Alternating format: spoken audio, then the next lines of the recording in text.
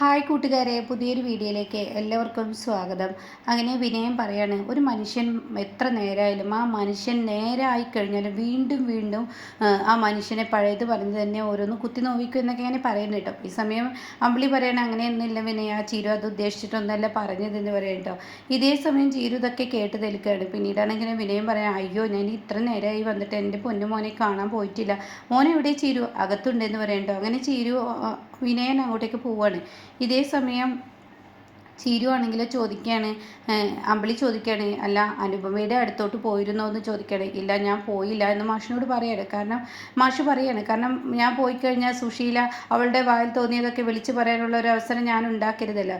അപ്പോൾ ഉടനെ തന്നെ അമ്പിളി പറയണേ, എന്ത് ചെയ്യാനാണ് ഈശ്വര, അനുവിന് വീണ്ടും ബുദ്ധിമുട്ടുള്ള ജീവിതമായല്ലോ, അതിന് വീണ്ടും അങ്ങോട്ടേക്ക് തന്നെ പോയല്ലോ എന്നൊക്കെ ഇങ്ങനെ പറയാണ്.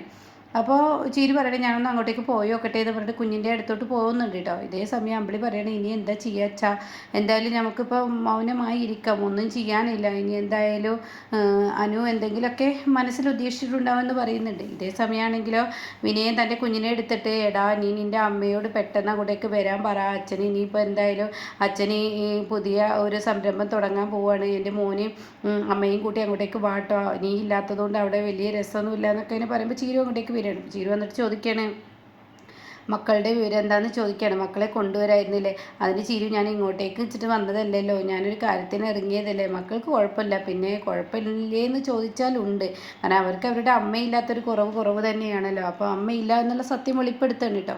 അപ്പോൾ ഇത് കേട്ടോടെ തന്നെ ചിരു ഇങ്ങനെ പറയാണ്, വിനേട്ടൻ ഞാനൊരു കാര്യം ചോദിച്ചാൽ സത്യം പറയുമോ?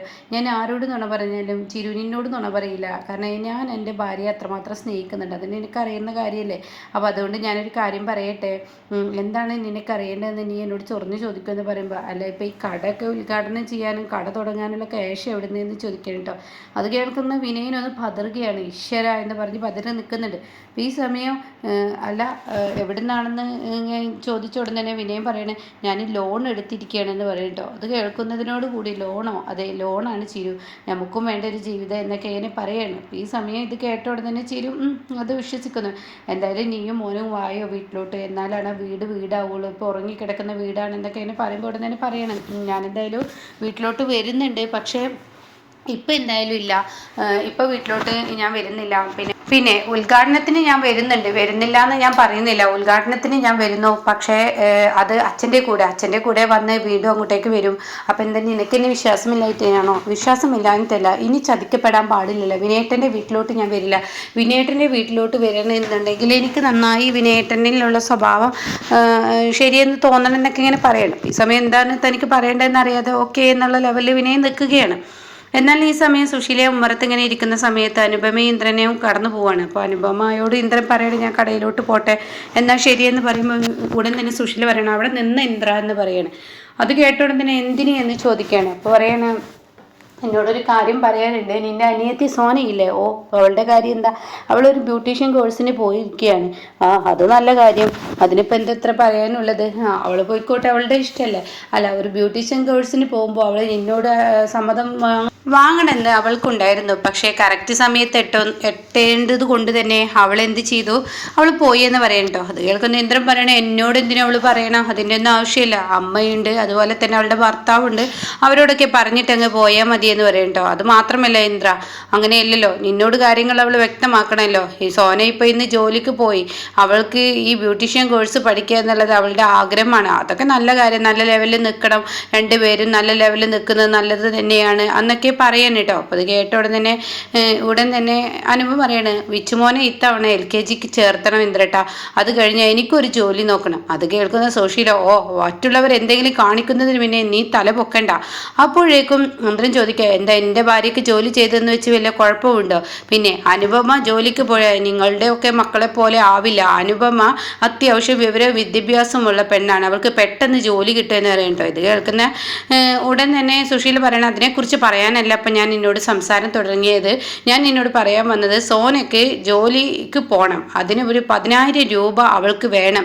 ബ്യൂട്ടീഷ്യൻ കോഴ്സ് പഠിക്കണം എന്നത് അവളുടെ ആഗ്രഹമാണ്. അതിന് ഞാൻ തന്നെയാണ് മുന്നിലോട്ട് ഇറങ്ങി കാര്യങ്ങളൊക്കെ ചെയ്തു കൊടുത്തത്. അപ്പോൾ 10,000 രൂപ ഇന്ദ്ര നീ കൊടുക്കണം. ഞാൻ കൊടുക്കണമെന്നാ? എവിടുന്നാ എനിക്ക് ക്യാഷ്? അത് കേട്ട ഉടനെ തന്നെ ഇന്ദ്രൻ നീ കൊടുക്കണം, നീ ആയിരുന്നല്ലോ ഇതുവരെ. അപ്പം എന്നോട് ചോദിച്ചിട്ടും പറഞ്ഞിട്ടുമല്ലല്ലോ നിങ്ങൾ ഈ കാര്യങ്ങളൊക്കെ ചെയ്തത്.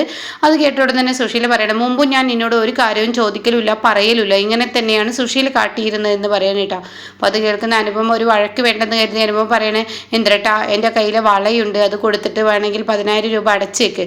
അപ്പോൾ ഉടൻ തന്നെ ഇന്ദ്രൻ പറയണേ, ആകെയുള്ളത് നിൻ്റെ ആ വള മാത്രമല്ലേ, ഇനി അതും നഷ്ടപ്പെടുത്തണ്ട, അതൊന്നും പറ്റത്തില്ല, അതുകൊണ്ട് പൈസ എങ്ങനെയെങ്കിലും കിട്ടുമെന്ന് ഞാൻ നോക്കട്ടെ എന്ന് പറഞ്ഞ് ഇന്ദ്രൻ ഇറങ്ങുകയാണ് കേട്ടോ. അപ്പോൾ ഇതേ സമയം സുശീലയുടെ കയ്യിലിരിപ്പ് എന്തെന്ന് ഏകദേശം ഇന്ദ്രന് മനസ്സിലായിരിക്കുകയാണ്. അങ്ങനെ അനുപമ അകത്തോട്ട് കയറിപ്പോയ അനുപമം പിന്നെയും തിരികെ വന്ന് സുശീലയെ ഇങ്ങനെ തുറിച്ച് നോക്കുന്നുണ്ട് കേട്ടോ.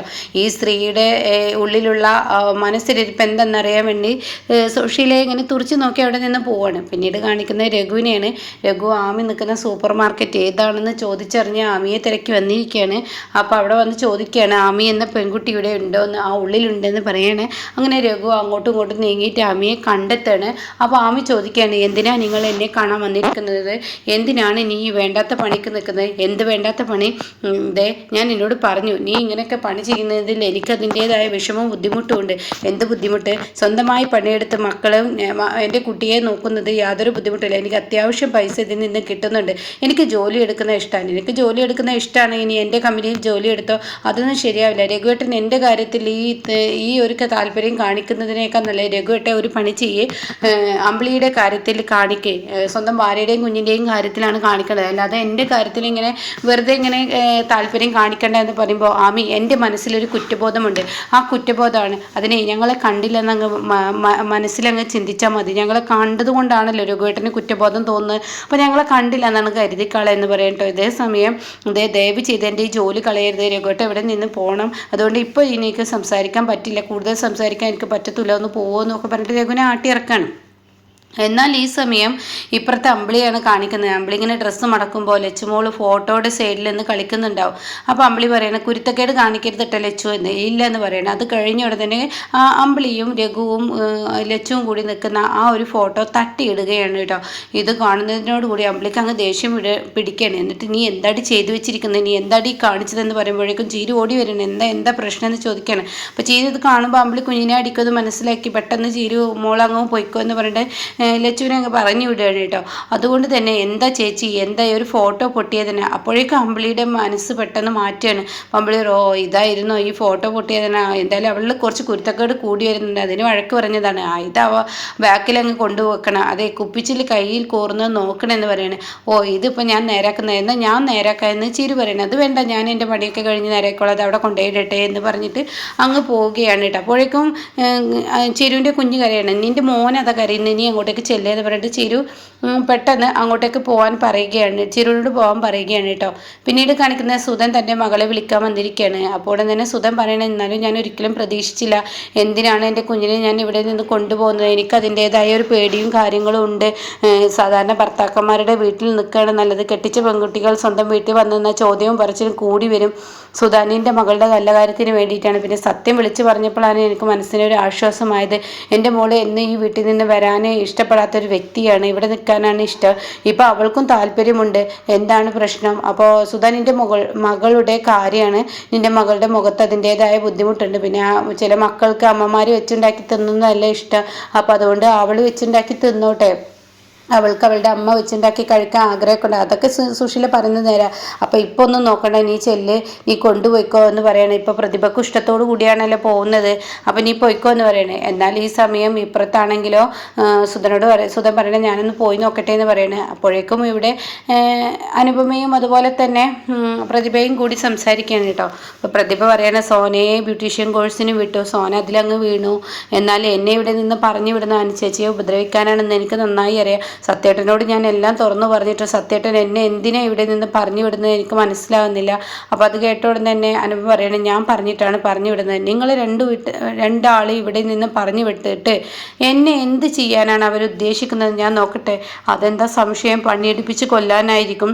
ഓ, പണിയൊന്നും എന്നെ സംബന്ധിച്ച് ഒരു വിഷയമുള്ള കാര്യമില്ല, പണിയൊന്നും എനിക്കൊരു വിഷയമേ അല്ല, അതൊക്കെ ഞാൻ നന്നായി ചെയ്യും എന്നിങ്ങനെ അനുപമ പറയുന്നു. ഒരു വീട്ടിലെ പണിയൊന്നും എനിക്കൊരു പ്രശ്നമല്ല, വേറെ എന്തെങ്കിലും അവർ ചെയ്യാൻ ഉദ്ദേശിക്കുന്നുണ്ടോ എന്നറിയാൻ വേണ്ടിയാണ് സത്യനോട് ഞാൻ ഇന്നെ ഇവിടെ നിന്ന് പറഞ്ഞു വിടാൻ പറഞ്ഞതെന്ന് പറയട്ടോ. അപ്പോൾ അനുപമ എല്ലാം ഉള്ളിൽ ഒതുക്കി തന്നെ, കാരണം ഇന്ദ്രൻ്റെ ആ ഉള്ളിൽ ഒതുക്കി വെച്ച ആ ഒരു സ്വഭാവമുണ്ടല്ലോ, അതായത് തൻ്റെ അമ്മയല്ലെന്ന് അറിഞ്ഞിട്ടും തന്നെ വളർത്തിയ ആ കടപ്പാടിൻ്റെ പേരിൽ മാത്രം നിൽക്കുന്ന ഇന്ദ്രൻ അത് തിരിച്ച് അങ്ങ് മറിച്ച് ചോദിക്കുന്ന ഒരു അവസ്ഥയിലോട്ട് എത്തിക്കാനുള്ളൊരു പരിപാടിയാണ് കേട്ടോ ഇനി അനുപമ നടത്തുന്നത്.